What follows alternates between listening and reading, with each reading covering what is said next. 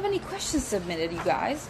So, what I thought I would talk about is actually something that I plan to share on Monday because in some ways it feels the most relevant on Monday, but I thought I would actually share it today because it's the weekend and I think it's a good time to give you a chance to maybe think about this a little bit, see if it makes sense for you, and then sort of put your plan together over the weekend and then apply it this upcoming Monday. So, what I noticed, and if you're on social media at all, you probably see this too, is that when Monday rolls around, starts Sunday night, Monday morning, people get all like, it's Monday, you gotta go back to work, and if you don't like your job, it sucks, and you're frustrated, and Monday right, like everyone's got a case of the Mondays, it's just, if you work a regular job and are like a normal human being, you're probably not thrilled that the weekend's over and you're heading to work. So, the point I'm going to make today is I want to make 3 suggestions for how to make Monday a better day for you and how to not have that case of the Mondays or that hate from Mondays that some people get. So, 3 tips. Really simple, not groundbreaking, but they're what I do to kind of do better with Mondays and feel better on a Monday, especially when I just am dreading going back to work. They've helped me, so I hope that it's something you can implement, and I hope that it makes a difference for you, and if it does, definitely let me know. If it doesn't, also let me know, because all that is valuable. So here we go. So tip number 1.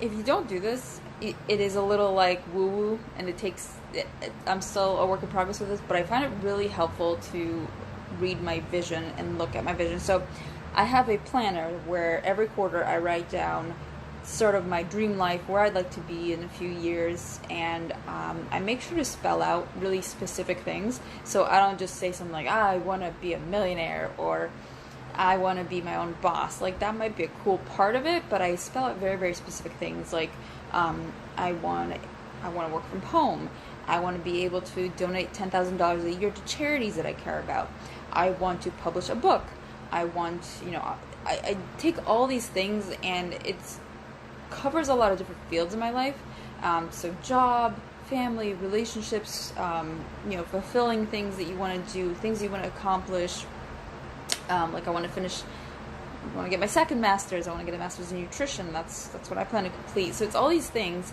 that get me excited, get me,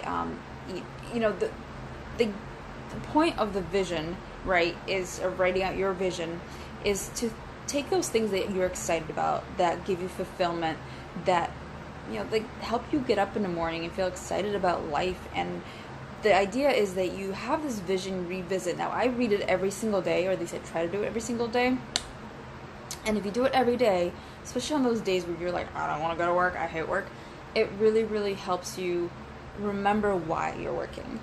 And I feel like if you have a good why, if you're doing this, maybe for you write down a vision of being with your family, contributing to your family, taking care of your kids, things like that. It's got to be things that get you excited about life, get you, help you get through those tough moments at work when you're dreading it, remind you of, I work hard, or I work at this job because it contributes to this, it helps me accomplish this, it puts me one step closer towards this. So, tip number 1, write out your vision. Make it detailed, make it very specific to things that really, really mean something to you.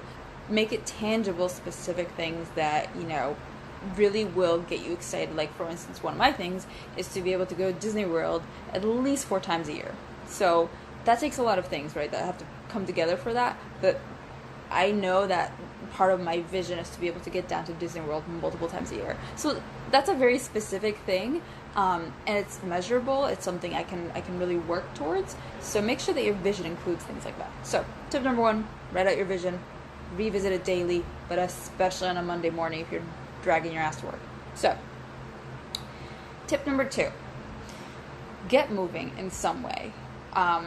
For me, I work out at least 5 days a week, ideally 7. It's I think exercise is good for everybody. I know I'm kind of biased, but everyone can benefit. Now, you don't have to do what I do. You don't have to go lift weights. You don't have to do crazy cardio or anything like that. Go for a walk with your kids. Go for a walk with your dog. Go for a bicycle ride. Dance around your living room to some awesome music. Whatever it is, get your heart rate up. Get moving. Get your body, somehow get that heart rate moving and get yourself moving. And if you do it with other people, that's even better. If you do it with your kids, your family, your spouse, your dogs, your best friend, your neighbor, whatever, just get moving. And outdoors is always great because sunshine, vitamin D, it's all good, especially for the mood. It gets you moving, gets your endorphins up, gets you feeling good. It's, helps your health no matter what. Those are all good things. And you can figure out whatever method works for you, right? Maybe go take a class, go, attend a course somewhere, go golfing, go whatever it is that you enjoy that gets your heart racing a little bit. Because moving is good for you. It burns off stress. It makes you feel happy, and it helps you sleep better, helps you digest better, strengthen your bones, all kinds of benefits. So, tip number 2, really simple. Get moving in whatever way works for you and whatever way you can fit in. It doesn't have to be hours. There's no such thing. Like, I work out maybe 20 to 30 minutes a day. That's it. I'm not about to commit more than that. You don't have to spend hours at the gym. You don't have to spend hours on a bike. You don't have to spend hours running. If you want to, you got the time, more power to you.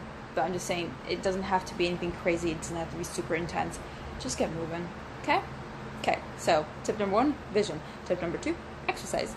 Tip number 3, which you can kind of fit in with exercise if you're into it like I am. If you're not, you find something that fits into this. So, number 3, do something for you. Like something that you find fulfilling, that makes you feel good, even if it's something really, really small, really, really brief.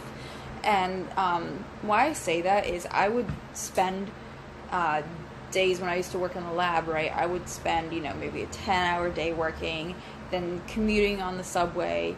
So that would be like another hour or 2 or 3 of my life, depending on how inefficient it was being that day, because I love the MBTA. Then you come home, you make dinner, and before you know it, you're going to bed and you repeat it over again. And it just feels like you're living your life for everyone or everything else and not for you. And I think it's really, really important to take some time and find some mechanism that's going to work specifically for you, that is for you, so you did something good for yourself, so that you feel like your day wasn't just given to everybody else, that you gave to yourself as well. Because let's be honest, you cannot be your best self, and you cannot pour into other people and into other activities and be 100% yourself in the best possible way if you're pouring from an empty cup. So you got to fill your cup in some way. So for me, thankfully, exercise doubles as that, because then I know I did something good for myself. That wasn't somebody else's agenda, that wasn't somebody else's need, that wasn't somebody else's to-do list. That was for me. I also make sure to read personal development every day. That's for me. That's my choice. I decide what I read, how I do it. I pick my topics based off of what I personally need, so that no matter how the rest of my day goes, no matter, whose fires I need to put out or who I need to help, I took care of me. So I really, really think it's important for you to find something like that for yourself. And again, maybe it's 5 minutes of yoga. Maybe it's 5 minutes, come here, cuddling with your dog. Sorry, Ziggy's on my side, but she's not interested. Maybe it's taking 10 minutes to sit with one of your kids, or sit with your spouse and have a conversation. Maybe it's meditation. Maybe it's exercise. Maybe it's having, your own jam fest in the car, listening to whatever your favorite songs are. Maybe it's personal development reading. Maybe it's, playing an instrument, knitting, like whatever it is that makes you feel fulfilled and happy, and it's for you, and it's something you choose to do to make yourself feel good. I think it's so important to do that. You gotta fill your own cup before you can really help anyone else. So, like I said, none of this stuff is groundbreaking, but I find it really, really helpful, and it's things I can revisit every single day. So, but if I'm starting the day stressed, or just like not looking forward to work and sad that the weekend's over, so this is particularly painful on a Monday morning, these things really help me get excited about life, remind me why I'm doing what I'm doing, and help me get through the day.